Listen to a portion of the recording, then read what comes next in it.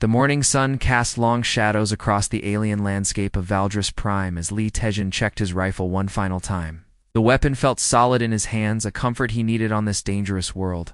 Round him, his three teammates prepared. Their equipment, with the quiet efficiency of experienced colonists. "Are you sure about this tracking data, Minho?" Tejin asked, looking at the small device in Park Minho's hands. The navigator was studying the screen with intense focus, his weathered face showing concern. "The readings are clear," Minho replied, pointing toward the dense forest ahead. "The Shadow Maw passed through here 2 days ago.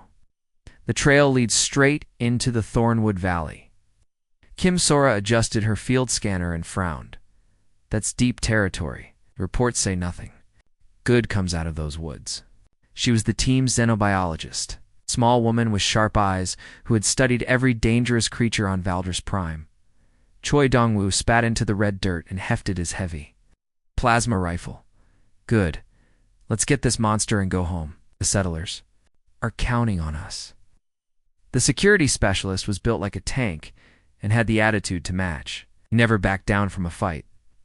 Tejin nodded and shouldered his pack. As the team's tracker, he had led them through 3 successful hunts in the past year, but this one felt different. Shadow Maw they were hunting had killed 12 people in the outer settlements. It was bigger and smarter than any predator they had faced before. "Stay close and watch the trees," Tejin warned as they entered the forest. "These creatures are ambush predators. They can climb and jump further than seems possible." A Thornwood Valley lived up to its name. Massive trees with thorny bark stretched toward the sky, their thick canopy blocking most of the sunlight. Strange flowers glowed with soft blue light in the eternal twilight of the forest floor. The air was thick with moisture and the smell of rotting leaves. They had been walking for 2 hours when Sora's scanner began beeping rapidly. "I'm getting multiple biosignatures," she whispered, "but they're not showing up as any known species." Tejin raised his hand, signaling the team to stop. Something was wrong. The forest was too quiet. No bird calls, no insect buzzing, no small animals moving through the underbrush. It was as if everything had fled from this area. "We should turn back," Minho said quietly. "This doesn't feel right." Before Tejin could respond, a deep voice echoed through the trees. The words were in a language none of them recognized, but the tone was clear. It was a challenge. Kethver Dongwoo cursed under his breath. What are those alien hunters doing this deep in the wilderness? The Kethver were a proud warrior race who had claimed Valdris's Prime as their hunting ground long before humans arrived. They stood nearly 3 meters tall, with gray skin like stone and 4 arms that ended in razor-sharp claws. Most importantly, they saw humans as weak creatures who had no right to hunt on their world. "Softskins," came another voice, this one speaking broken human language. "You hunt in our territory. You will pay the price." Tejin could see movement in the trees now, dark shapes moving with impossible speed through the branches. The Kethver were surrounding them. "We don't want trouble," Tejin called out. "We're hunting the Shadow Maw that has been killing our people." "We mean no disrespect to your hunting grounds," a harsh laugh echoed through the forest. "Humans cannot hunt the great predators. You are prey, not hunters. We will show you your place." Attack came without warning. Energy blasts cut through the air, leaving smoking holes in the tree trunks. Dongwoo returned fire with his plasma rifle, the bright bolts lighting up the forest like lightning. "Take cover," shouted.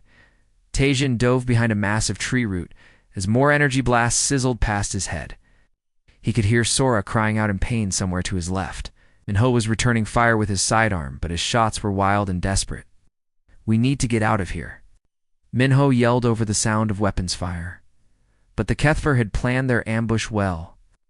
More shapes emerged from the forest floor, creatures that looked like a cross between a wolf and a lizard. They were bioengineered war beasts, their eyes glowing red with artificial rage. One of the creatures leaped toward Tejin, its massive jaws opening to reveal rows of metal teeth. He rolled to the side and fired 3 quick shots into its chest. The beast fell, but 2 more were already charging toward him. The battle was chaos, Energy blasts filled the air. War beasts howled and attacked from all directions in the Kethver.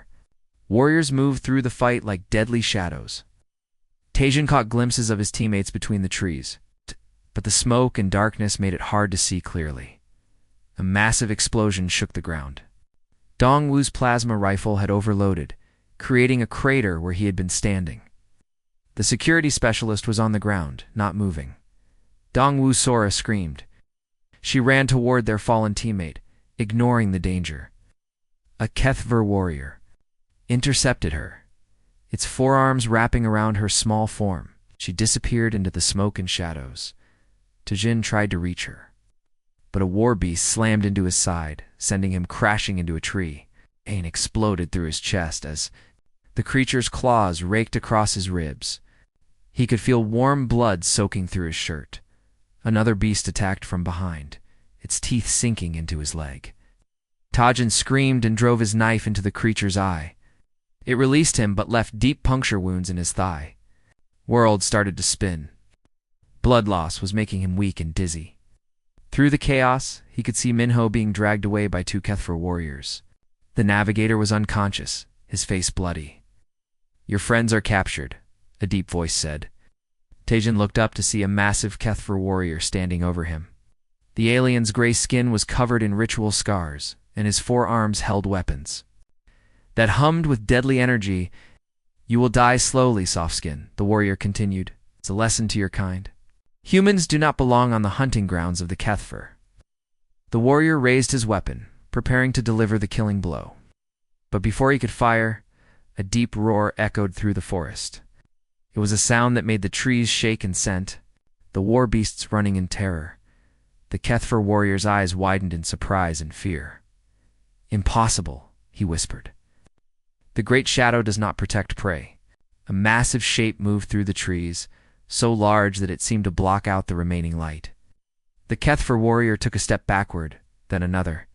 Without another word, he turned and fled into the forest. Tajin tried to stand, but his wounded leg collapsed beneath him, fell to the ground, breathing hard and bleeding from multiple wounds. The forest grew quiet again, but he could sense something watching him from the shadows. His vision was fading as blood loss took its toll. The last thing he saw before losing consciousness was two glowing amber eyes, studying him from the darkness between the trees. Pain brought Li Tajin back to consciousness.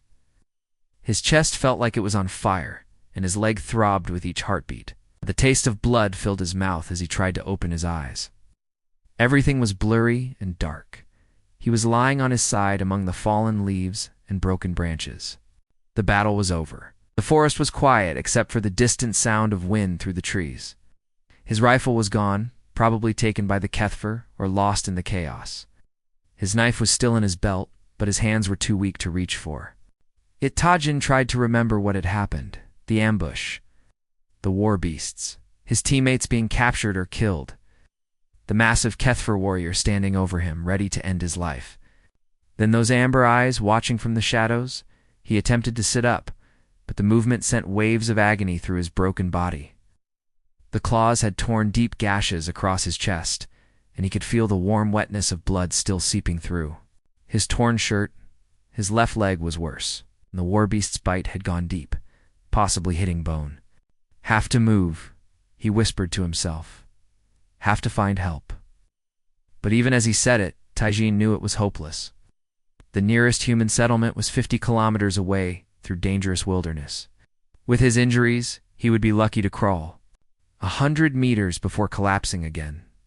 He closed his eyes and tried to think clearly despite the pain. His teammates were gone. His equipment was destroyed or missing. He was alone on a hostile alien world with wounds that would probably kill him within hours. This was how it would end. A soft sound made him open his eyes. Footsteps. No, not footsteps. Something much larger was moving through the forest, approaching slowly and carefully. The sound was like giant paws padding across the forest floor to Jean's. Heart began to race. Another war beast had found him. Or maybe a wild predator attracted by the smell of blood. He tried to reach for his knife, but his arm would not obey his commands. The footsteps stopped just outside his vision. Whatever was there was watching him, studying him. Tajian could hear deep, slow breathing. The creature was huge, much larger than the war beast that had attacked earlier. "Go ahead," he whispered through cracked lips. "Finish it." Instead of attacking, the creature moved closer. Tajian felt warm breath on his face as something sniffed at his wounds. The breath smelled like the deep forest, wild and clean. The artificial scent of bioengineered war beasts. A massive head came into view. Tajian's eyes widened in shock and disbelief. It was a shadow maw, the legendary predator they had been hunting. But this one was even larger than the reports had described. Its head was the size of a small vehicle, covered in fur so dark it seemed to absorb light. Two amber eyes, each as large as dinner plates, stared down at him with what looked like curiosity. The shadow maw's mouth was filled with teeth like ivory daggers. One bite from those jaws could cut a human in half. Tajian waited for the end, but it never came. Instead, the great cat lowered its head and gently sniffed at his wounds again. "You're him," Tajian whispered. "The one we were hunting." A shadow maw's ears twitched at the sound of his voice. Its amber eyes seemed to shine with intelligence far beyond that of a simple predator. This was not just an animal. This was something much more. The great cat made a decision. It carefully gripped the back of Tajian's jacket in its massive jaws and lifted him from the ground. The human expected to feel teeth piercing his back, but the shadow maw held him as gently as a mother cat carrying a kitten. "What are you doing?" Tajian asked, though he was too weak to struggle, even if he wanted to. The shadow maw began to move through the forest, carrying its human burden with surprising care. It moved smoothly between the trees, avoiding branches and thorns that might cause additional injury. Tajian found himself cradled against the creature's massive chest. Feeling the steady rhythm of its heartbeat, they traveled for what felt like hours, though Tajian drifted in and out of consciousness. Sometimes he was aware of sunlight filtering through leaves above. Other times he felt the cool darkness of deep forest shadows. The shadow maw never stopped, never faltered, carrying him with the patience of a creature that had all the time in the world. Finally, they reached a clearing beside a small stream. The shadow maw carefully placed Tajian on a bed of soft moss near the water's edge. The human was barely conscious, his face pale from blood loss and his breathing shallow. The great cat disappeared into the forest, leaving Tajian alone by the stream. He tried to drink some water, but his hand shook too badly to cup it properly. Just when he thought the shadow maw had abandoned him, the creature returned in its mouth. The shadow maw carried a collection of plants that Tajian recognized. They were healing herbs that the human colonists had learned to use for treating wounds. The great cat had somehow known which plants would help and had gathered them. The shadow maw began to chew the herbs into a paste. It used its massive tongue to apply the mixture to Tajian's wounds. The human wanted to protest, to pull away, but he was too weak to resist. Besides, the herbal paste felt cool and soothing against his torn flesh. "Why are you helping me?" Tajian asked, when the shadow maw finished treating his wounds. The great cat looked at him with those intelligent amber eyes. It made a sound that was almost like purring, deep and rumbling. Then it curled up beside the human, using its body to provide warmth and protection. Tajian found himself pressed against the shadow maw's side, feeling safer than he had any right to feel. The creature's fur was incredibly soft and warm. Its presence was comforting in a way that defied all logic. This was the monster that had terrorized the settlements, the predator they had come to kill. Yet here it was, protecting him and caring for his wounds. As the sun began to set, painting the sky in shades of purple and gold, other sounds emerged from the forest. Hunting calls in the distance. The Kethver were still out there, probably tracking them. But the shadow maw simply raised its massive head and let out a low growl that seemed to shake the very ground. The distant calls stopped immediately. Whatever was out there had decided to find easier prey elsewhere. "You're not what they said you were," Tajian whispered to the great cat. "You're not a mindless killer." The shadow maw looked down at him and made that purring sound again. In the growing darkness, its amber eyes seemed to glow with inner light. There was something ancient and wise in that gaze, something that spoke of knowledge beyond human understanding. Taijin closed his eyes and allowed himself to rest against the creature's warm side. For the first time since the ambush, he felt hope. He was still injured, still lost in alien wilderness, but he was no longer alone. The great cat had chosen to protect him. Somehow that made all the difference. In his dreams that night, Taijin saw images of ancient times, tall figures walking beside great cats through primeval forests. Partnerships formed across species lines, bonds of trust and respect that transcended the normal rules of predator and prey. When he woke, the Shadow Maw was still there, watching over him like a guardian angel with amber eyes and midnight fur. 3 days had passed since the Shadow Maw found Li Tejin bleeding in the forest. The great cat had not left his side once during that time. When Taijin was thirsty, the creature would guide him to clean water. When he was hungry, it would disappear into the forest and return with small prey that was safe for humans to eat. Taijin was getting stronger. The herbal paste the Shadow Maw had applied to his wounds was working better than any medicine from the human settlements. His chest no longer felt like it was on fire, and he could put weight on his injured leg without collapsing. "I should give you a name," Taijin said as he watched the great cat drinking from the stream. "I can't keep calling you Shadow Maw. It's what the others called your kind, but you're different." The creature looked up at him with those intelligent amber eyes. Water dripped from its massive muzzle as it considered the human's words. "Baram," Taijin decided. "It means wind in my language. You move like the wind through these forests." The great cat made that deep purring sound that Taijin had learned, meant approval. Baram, the name seemed to fit perfectly. On the 4th day, Taijin was able to walk without limping.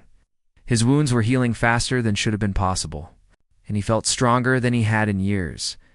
Something about the plants Baram had used, or maybe the clean air of the deep forest, was having an amazing effect on his body. "I need to find my teammates," Taijin told Baram as they sat by the stream. The Kethvar took them. They might still be alive. Baram's ears flattened against his skull. The great cat made a low growling sound that clearly meant danger. He did not want Taijin to go looking for the alien warriors. "I know it's dangerous," Taijin said, "but I can't abandon them. Humans don't leave their people behind." The statement seemed to surprise Baram. The great cat tilted his massive head and studied Taijin with new interest. After a long moment, he stood and walked to the edge of the clearing. He looked back at the human and made a soft, chuffing sound. "Want me to follow you?" Taijin asked. Baram nodded once, a very human gesture that looked strange coming from a creature the size of a small building. Then he began walking into the forest, moving slowly so the human could keep up. They traveled for hours through terrain that Taijin would never have attempted alone. Baram led him along hidden paths between massive trees, across streams on fallen logs, and through caves that tunneled under dangerous swampland. The great cat knew every secret of the forest. As they walked, Taijin began to understand that Baram was teaching him. The creature would stop at certain plants and sniff them, showing the human which ones were safe to eat and which were poisonous. He demonstrated how to read the wind for signs of approaching storms or dangerous predators. "You've been watching us," Taijin realized. "You've been watching the human settlements for a long time." Baram made that purring sound again. The great cat had indeed been observing the human colonists, learning their ways just as they had been trying to learn about the creatures of Valdris Prime. They reached a ridge that overlooked a deep valley. Baram crouched low and motioned for Taijin to do the same. Down in the valley, the human could see smoke rising from several fires. It was a Kethvar hunting camp.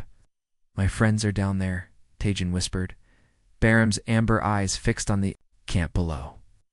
The great cat could smell the humans from this distance, and his expression grew grim.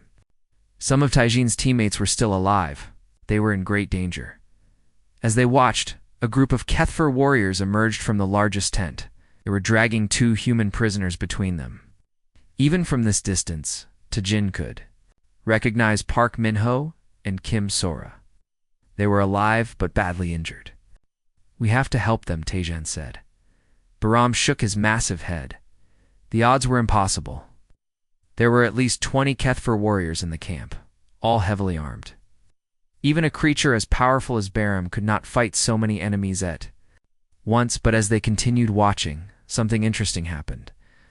The Kethver warriors began arguing among themselves. Their voices carried up the valley walls. And while Tajin could not understand their language, their body language was clear. They were disagreeing about something important. One of the warriors pointed toward the forest where Barum and Tajin were hiding. Others shook their heads and made dismissive gestures. The argument grew more heated, with some warriors drawing their weapons. They're afraid, Tajin realized. Some of them are afraid to come after us. Barum made a sound that might have been laughter. The great cat was indeed feared by the Kethver, but there was more to it than that. The alien warriors were confused and disturbed by what they had seen. Shadow Maw protecting a human was something that challenged everything they believed about. The natural order as the sun began to set, Barum led Tajin away from the ridge. They needed to find shelter for the night, but more importantly, the great cat had something to show the human. They traveled to a section of the forest that Tajin had never seen before. Ancient trees grew here, so old and massive that their trunks were hollow. Between their roots, carved stones peeked through the moss and fallen leaves. Ruins, Tajin breathed. There was a civilization here before the Kethver. Barum led him to the entrance of what had once been a great temple. The doorway was carved with images that made Tajin's heart race. They showed tall, slender figures walking alongside great cats. The figures looked remarkably similar to humans, though their ears were slightly pointed and their eyes were larger. Inside the temple, more carvings covered the walls. They told a story of partnership between two species, the humanoid figures, and the great cats had worked together to build an advanced civilization. They had explored the stars together, shared knowledge, and created wonders that neither species could have achieved alone. What happened to them? Tajin asked as he studied. The ancient artwork Barum led him to the back of the temple, where the final carvings were located. These images showed the humanoid figures becoming something more. They were surrounded by light, their forms becoming translucent and ethereal. They were not dying or being destroyed. They were transcending to a higher form of existence, but they had not abandoned their feline partners. The final image showed the great cats being given a sacred duty. They were to wait and watch, to guard the world until the day when new beings would come. Beings who could form the same kind of partnership that had once made both species great. "You've been waiting for us," Tajin whispered. "You've been waiting for humans to arrive." Barum nuzzled the human gently with his massive head. The great cat's amber eyes seemed to glow in the dim light of the temple. Yes, he had been waiting. His kind had been waiting for centuries. Watching for the return of beings who could understand that true strength came not from dominance, but from cooperation. The Kethver had ruled Valdris Prime through fear and violence. They saw other species as either threats to be eliminated or prey to be hunted. But the ancient partnership between the first inhabitants and the great cats had been based on mutual respect and shared purpose. "The Kethver don't understand," Tajin said. "They think strength means being able to defeat your enemies. But real strength means being able to turn your enemies into allies." Barum purred his agreement. The human was beginning to understand what made his species special. Humans had the same gift as the ancient ones. They could form bonds across species lines, creating partnerships that made both sides stronger as they settled down for the night in the ancient temple. Tajin felt a deep sense of purpose settling over him. He was no longer just a wounded human trying to survive an alien wilderness. He was part of something much larger and more important. Tomorrow, he would find a way to rescue his teammates. But more than that, he would show the Kethver that humans were not weak prey animals to be hunted. They were the inheritors of an ancient legacy, the new partners of the great cats who had waited so long for their return. In the darkness of the temple, surrounded by images of an ancient alliance, Tajin and Barum slept peacefully. And Great Cat dreamed of the same thing, a future where the partnership would be renewed, stronger than ever before. Tajin woke before dawn with a plan forming in his mind. He had spent the night thinking about the ancient carvings and what they meant. The partnership between humans and the great cats was not just about friendship. It was about combining different strengths to overcome impossible challenges. Barum was already awake, his amber eyes watching the entrance to the temple.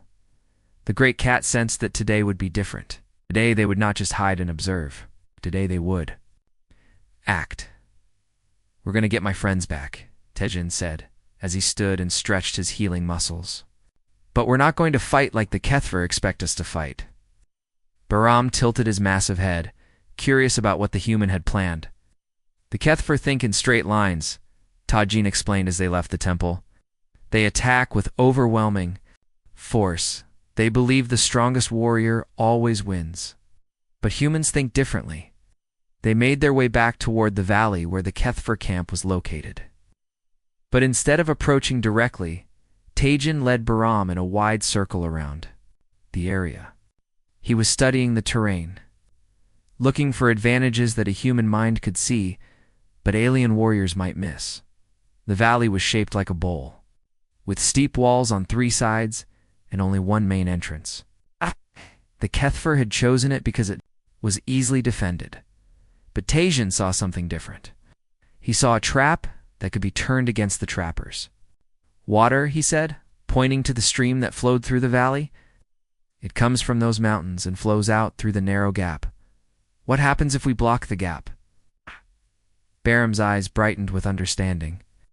The great cat had lived in these forests for decades. He knew exactly what would happen if the stream was blocked. They spent the morning gathering materials, fallen trees, loose rocks, anything that could be used to create a dam. Baram's incredible strength allowed him to move objects that would have been impossible for a human to handle alone. Working together, they were far more effective than either could have been separately. The work was hard and dangerous. They had to stay hidden from any Kethver patrols while moving heavy materials into position. But Tajin had learned much from Barum about moving silently through the forest. The great cat had taught him to read the wind and shadows, to become part of the wilderness itself. By midday, they had created a crude but effective dam across the narrow outlet of the valley. Water was already beginning to back up behind it, creating a growing pool in the valley floor. "Now we wait," Tajin said. "We prepare the second part of the plan." The second part involved using the forest itself as a weapon. Tajin had noticed that certain trees in the area had very shallow root systems. With the right pressure, applied in the right place, they could be made to fall in specific directions. Using ropes salvaged from his damaged equipment and leverage techniques he had learned in basic training, Tajin began setting up a series of falling tree traps around the valley. Barum helped by using his claws to weaken strategic points in the tree trunks. "The Kethver are going to come looking for us," Tajin explained as they worked. "When they do, we'll lead them exactly where we want them to go." It's the afternoon. Wore on, the water level in the valley continued to rise. The Kethver camp was built on a slight rise in the center of the valley, so it was still dry. But the alien warriors were beginning to notice that something was wrong. Angry voices echoed up from the camp as the Kethver discovered their escape route was flooded. Some of them tried to wade through the rising water, but the current was too strong.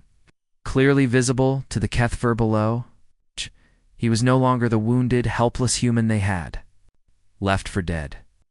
He stood straight and confident, looking down at them with the calm expression of someone who held all the advantages. "Kethver warriors," he called out in their language. He had learned a few words during his time on Valdris Prime. "You wanted to hunt humans? Come and hunt me." The response was immediate and predictable. The Kethver warriors roared with rage and began climbing the valley walls toward him. They were furious at being trapped and eager to take their anger out on the human who would cause their problems. But Tajin was no longer there. He had already melted back into the forest, leading the alien warriors exactly where he wanted them to go. The Kethver followed his trail, moving in a tight group through the trees. They were confident in their superior numbers and firepower. What could one wounded human do against 20 heavily armed warriors? They found out when the first tree came crashing down. Jin had calculated the angles perfectly. As the lead Kethver warriors passed under a weakened tree, he cut the support rope. The massive trunk fell directly across their path, crushing to warriors and blocking the way forward for the others. Before they could react, the second trap was triggered. Another tree fell behind them, cutting off their retreat. The Kethver were now trapped in a narrow corridor between two fallen trees, with thick forests on both sides. Humans do not fight like you fight, Tajin called out from somewhere in the trees. His voice seemed to come from all directions at once. We do not need to be stronger. We just need to be smarter. The Kethver fired their energy weapons wildly into the forest, but they had no clear targets. Tajin was using every piece of cover, every shadow, every trick Baram had taught him about moving unseen through the wilderness. More traps were triggered. Carefully placed deadfalls dropped from the trees above. Hidden pit traps opened under the feet of warriors who tried to move through the underbrush. The forest itself seemed to be fighting against the invaders. One young Kethver warrior named Zexal began to look around with growing respect and fear. This was not the kind of fighting his people understood. The human was not meeting them in direct combat where superior strength and weapons would matter. Instead, he was using their own aggression against them, turning their pursuit into a series of disasters. "Where are you, coward?" roared the Kethver leader, a massive warrior covered in battle scars. "Face us like a true warrior." "I am facing you," Tejin replied from the shadows. "You just do not understand what you are seeing." That was when Baram made his entrance. The great cat emerged from the forest like a living shadow, his amber eyes blazing with primal fury. But he did not attack immediately. Instead, he stood between the trapped Kethver and their escape route. Blocking their path with his massive presence, the alien warriors raised their weapons. But Baram did not flinch. He had faced their kind before and knew they were not as fearsome as they pretended to be. "Now you understand," Tajin said as he stepped into view beside his feline partner. "This is what true strength looks like. Not one species dominating another, but two species working together as partners." Zexthal stared at the human and the great cat standing side by side, which everything he had been taught about the natural order was being challenged by what he saw. How could a supposedly weak species command the respect and partnership of the most feared predator on Valdris Prime? The answer was becoming clear. Humans were not weak. They were different. And sometimes, different was far more dangerous than strong. The storm came without warning.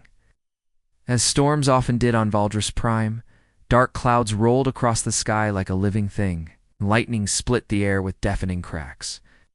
Rain began to fall in heavy sheets, turning the forest floor into a slippery maze of mud and flowing water. Tech. Single quotes more the bone breaker. Leader of the Kethber hunting party, stood among his trapped warriors and felt something he had never experienced before. Doubt this human had done the impossible, turning a simple hunt into a nightmare of tactical genius and forest warfare. "You think you have one soft skin?" Dekmer shouted over the sound of thunder. "But you are still just one small human. I will crush you with my bare hands and show my warriors that your kind is nothing special." Li Tajin stepped forward, rain streaming down his face. Beside him, Baram crouched low, ready to spring into action. But the great cat waited for his human partner to make the first move. "You want single combat?" Tajin asked. "It's fine, but when I win, you release my friends and leave this part of the forest. These are no longer your hunting grounds." Laughed, a harsh sound that echoed through the trees. "When you lose human, your friends will die slowly. Your pet cat will watch before we kill it too." The other Kethver warriors formed a circle in the small clearing where the fallen trees had trapped them. Even Zexthel, who was beginning to doubt everything he had been taught, expected this to be a quick and brutal execution. Dekmer was twice the size of the human and had 4 arms ending in razor-sharp claws. But as the two fighters faced each other in the center of the circle, something interesting happened. Tajin did not look afraid. Instead, he looked calm and focused, like a man who knew exactly what he was doing. The fight began with Dekmer charging forward like a berserker, all 4 arms swinging in a deadly arc. It was the same technique that had won him dozens of battles against other Kethver warriors. Overwhelming force applied with brutal efficiency. Tajin was not there when the claws arrived. The human had learned more than just forest survival from Bahram. He had learned to move like water, flowing around obstacles instead of meeting them head-on. As this Mersh charge carried him past, Tajin struck quickly at the warrior's knee, then rolled away before the alien could counterattack. "Stand still and fight," Dekmer roared, spinning to face his opponent. "Why?" Tajin asked as he circled. "The larger warrior. Because that is how you fight. I am not Kethfer. I do not have to follow your rules." The storm was getting worse. Lightning flashed overhead, illuminating the fighters in brief, stark moments. The rain made the ground treacherous, but Tajin had spent days learning to move on slippery surfaces. The Shmur, used to the controlled environment of Kethfer training grounds, was having trouble adjusting. The human struck again, this time targeting one of the Shmur's weapons. A quick grab and twist, and one of the alien's energy blasters went flying into the darkness. Before Dekmer could react, Tajin had melted back into the shadows at the edge of the circle. "Coward," Dekmer spat. "You fight like a scavenger." "Fight like a human," Tajin replied. "We adapt. We overcome. We survive." Another lightning flash revealed Tajin in a different position, closer to the alien warrior than should have been possible. He struck at Dekmer's weapon hand, disarming another energy weapon. This time, when the alien tried to grab him, the human used the warrior's own momentum against him. Dekmer found himself flying through the air to land hard against one of the fallen trees. The impact knocked the wind out of him and left him gasping in the mud. "Impossible," one of the watching Kethfer whispered. "How is the human winning?" Zexthal was beginning to understand. Warrior said quietly, "He is fighting to win." The concept was alien to Kethfer thinking. Their entire culture was based on the idea that the strongest warrior deserved to rule. But this human was demonstrating a different kind of strength. The strength to think clearly under pressure, to use the environment as a weapon. To turn an opponent's advantages into weaknesses, Decamore struggled to his feet, now missing 2 of his 4 weapons, and covered in mud. His confidence was shaken, but his pride would not let him surrender. "I will tear you apart with my bare hands," he snarled. "You will try," Tajin agreed. The final phase of the fight was the most dangerous. The Kumar abandoned all technique and fought like a wild animal, using his claws and teeth in a frenzy of desperate violence. But Tajin had learned to read the patterns of predator behavior from Bahram. He could predict where the attacks would come from and how to avoid them. More importantly, he had learned when to stop avoiding and start fighting back. As Dekmer lunged forward with all 4 arms extended, Tajin stepped inside the alien's reach and drove his knee upward into the warrior's solar plexus. The impact lifted the Smur off his feet and sent him crashing to the ground. This time, did not get up. Tajin stood over the fallen warrior, breathing hard but victorious. Around the circle, the Kethfer warriors stared in shocked silence. Their greatest champion had been defeated by a creature they had dismissed as weak prey. "It is finished," Tajin said. "Honor your leader's agreement. Release my friends and leave these hunting grounds." But before any of the warriors could respond, the forest around them began to change. More amber eyes appeared in the darkness between the trees. The other shadow maws had come. Drawn by the scent of conflict and the presence of their ancient partner, Bahram stood and made a sound that was part roar, part song. It was answered by dozens of voices from the forest. The great cats were declaring their choice. They had chosen to stand with humanity. Zextal dropped his weapons and stepped forward. "I would know more about this partnership," he said to Tajin. "My people have been wrong about humans, about strength, about what it means to be a true warrior." Other Kethfer warriors began lowering their weapons as well. They had seen something that challenged everything they believed about the universe. A supposedly inferior species had not only defeated their champion, but had done so while demonstrating qualities their culture had never valued: adaptability, cleverness, and the ability to form bonds across species lines. "Your friends are in the camp below," Zexthal said. "We will free them immediately. And we will spread word among our people that humans are not prey. They are something new, something we do not yet understand. As the storm began to clear, Tejin looked around at the circle of HFY warriors, who were now showing him respect instead of hostility. Beside him, Barum purred with satisfaction. The great cat had known this moment would come. The return of the ancient partnership was beginning, but this was only the start. Word of what had happened in the forest would spread across Valdris Prime and beyond. Other species would hear about the human who fought alongside a Shadow Maw and defeated a HFY champion not through superior strength but through superior thinking. The galaxy was about to learn what humans could accomplish. They were given the chance to prove themselves. It was going to change everything. 2 weeks had passed since the fight in the forest, and the human settlement of New Sol looked very different than it had before. Where once there had been high walls and guard towers, now there were open spaces and welcoming paths. The change reflected a new reality that few had thought possible. Li Tejin stood on the observation deck of the main settlement building, watching as his sister Li Nari supervised the unloading of supplies from the latest transport ship. She'd arrived 3 days ago with 200 new colonists, expecting to find a war zone. Instead, she found something that seemed like a miracle. "I still cannot believe what you accomplished out there," Nari said, as she joined her brother on the deck. "The reports make it sound like something from a fairy tale." Taijin smiled and gestured toward the settlement below. In the main square, human children were playing alongside young HFY warriors. The alien warriors were teaching the children traditional hunting techniques, while the humans shared their own games and stories. "Humans have always been good at making the impossible seem ordinary," Tajin replied. "We just needed the right opportunity to prove it." In the distance, a familiar massive shape emerged from the forest. Barum padded through the settlement like he owned the place, which in many ways he did. The great cat had become something between a guardian and an ambassador. Helping to bridge the gap between species, behind him came a group of human colonists who had volunteered to become the first official Shadow Maw partners.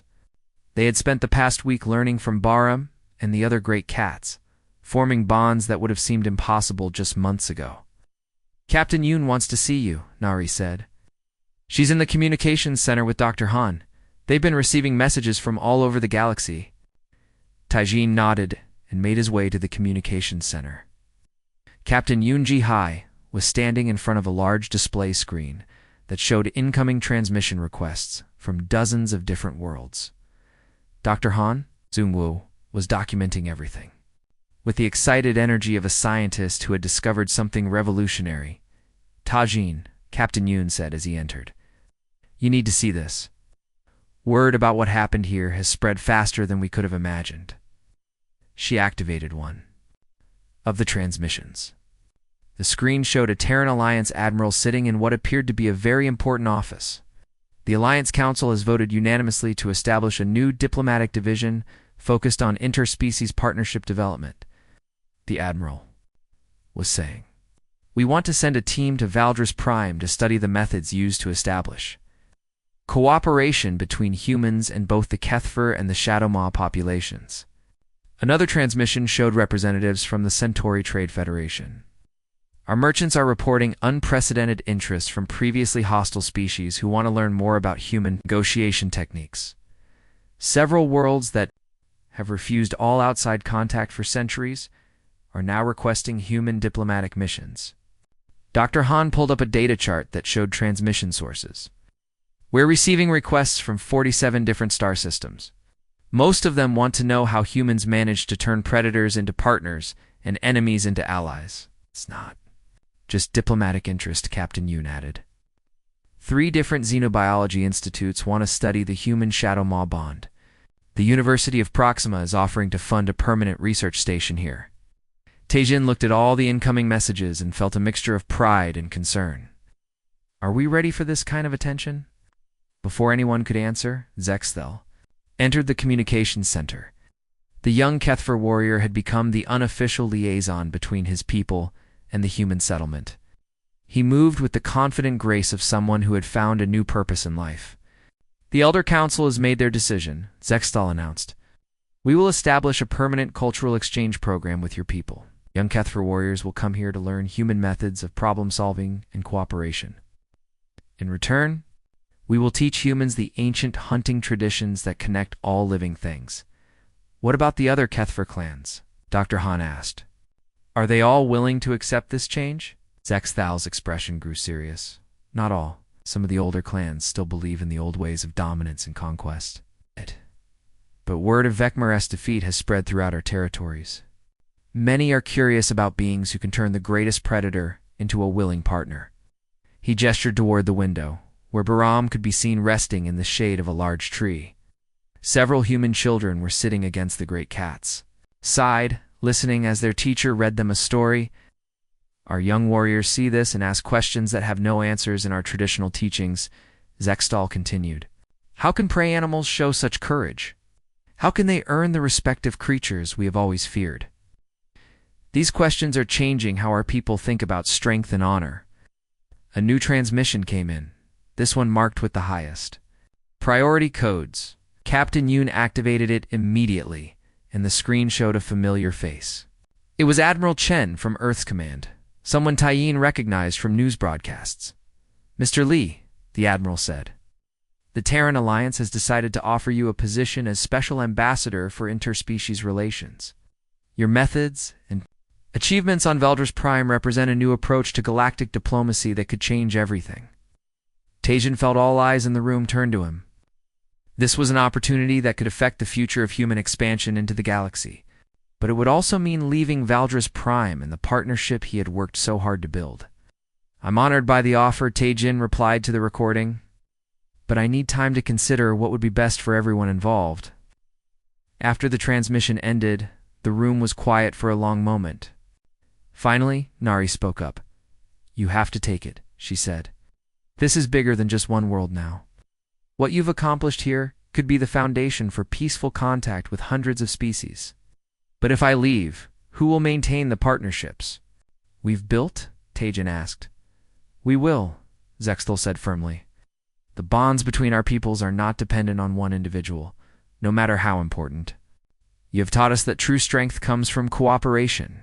We must prove we can continue that cooperation without you. Dr. Han pulled up another display, this one showing population projections for the settlement. The new colonists include specialists in xenobiology, interspecies communication, and cultural anthropology. We're building the foundation for a permanent center of learning here. Captain Yoon nodded in agreement. Valdris Prime is going to become one of the most important worlds in the Alliance. Not because of its resources or strategic location, but because of what it represents. Proof that humans can build bridges instead of walls? As if summoned by their conversation, Bahram appeared at the communications center entrance. The great cat was too large to fit through the doorway, but he could see everyone inside. His amber eyes, fixed on Taejin, with an expression of perfect understanding. The bond between human and Shadow Maw went deeper than words or gestures. Bahram knew that his partner was being called to a larger purpose, and he approved. The partnership they had forged would continue and spread throughout the galaxy, carried by others who had learned from their example. I'll accept the position, Taejin decided.